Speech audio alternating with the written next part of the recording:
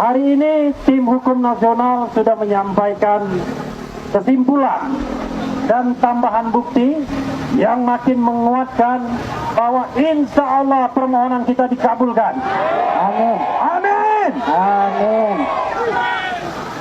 Jadi yang saya dengar adalah dari sisi hukum insya Allah kita kuat, kita menang.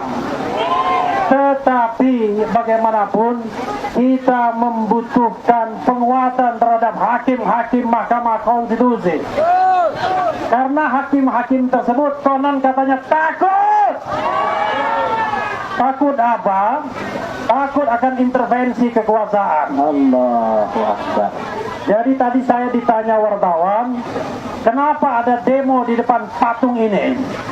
Kita maunya demo di depan Mahkamah Konstitusi, tetapi sejak zaman Presiden Now, demo di depan istana dan Mahkamah Konstitusi dilarang.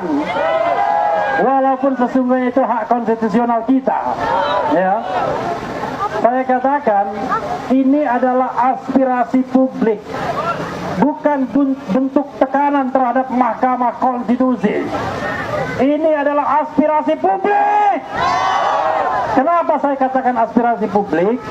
Karena MK butuh dikuatkan dan diyakinkan untuk terus berada di jalan yang baik dan lurus. MK sumber masalah. Dengan putusan 90 yang memungkinkan anak kecil menjadi wakil presiden.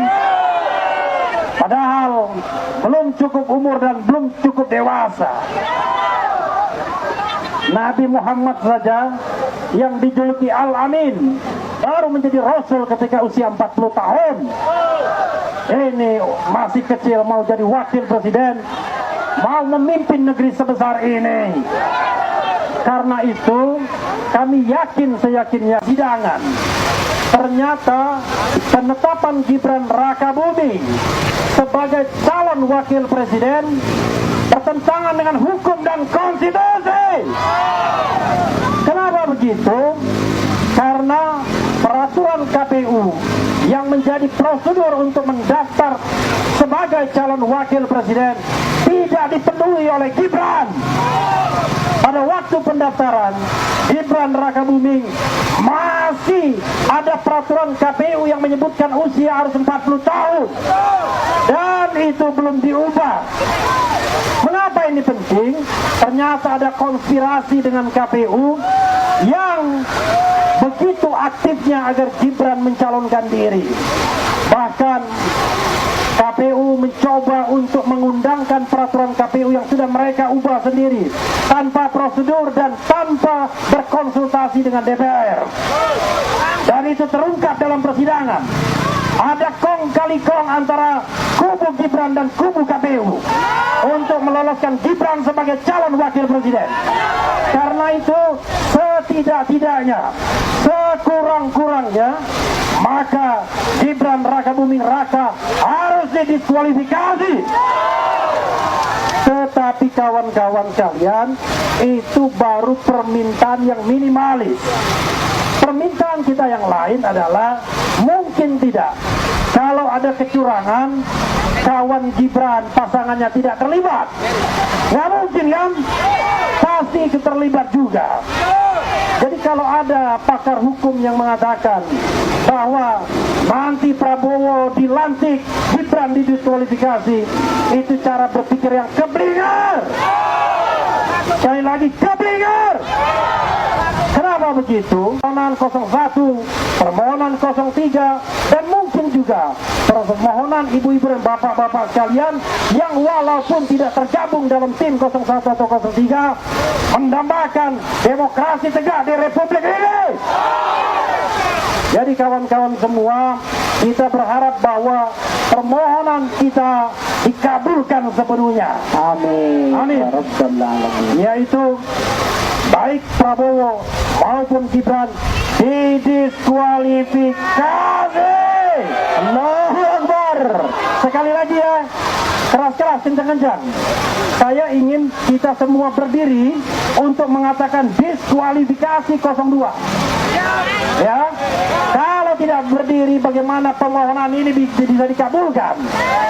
Ya, Ayo berdiri. sudah berdiri kan? Ikutin saya. Diskualifikasi 02. Diskualifikasi Prabowo Gibran. Diskualifikasi kecurangan. Terima kasih ibu-ibu dan bapak-bapak sekalian. Boleh duduk tetapi berdiri lebih baik. Biar sama-sama kita bersolidaritas ya.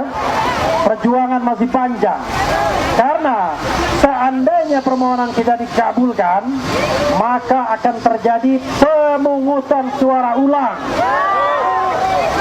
Pemungutan suara ulang. Itu fase kedua yang kita harapkan. Kalau terjadi pemungutan suara ulang, siap memenangkan calon pemimpin yang amanah, siap memimpin Indonesia, calon pemimpin yang adil. Jadi kita berharap bahwa nanti yang menang adalah pemimpin yang amanah, sidik, fatona, tabligh. Allahu Akbar. Karena itu kawan-kawan semua, saya sudah ngomong dengan 03. Kalau kita nanti diadu 01 dan 03 dan 02 insya Allah diskualifikasi, saya bilang kita jangan mengulangi lagi kecurangan. Kita harus berkompetisi secara fair. Jangan pakai bansos lagi. Jangan pakai kekuasaan istana lagi. Karena itulah yang merusak demokrasi kita.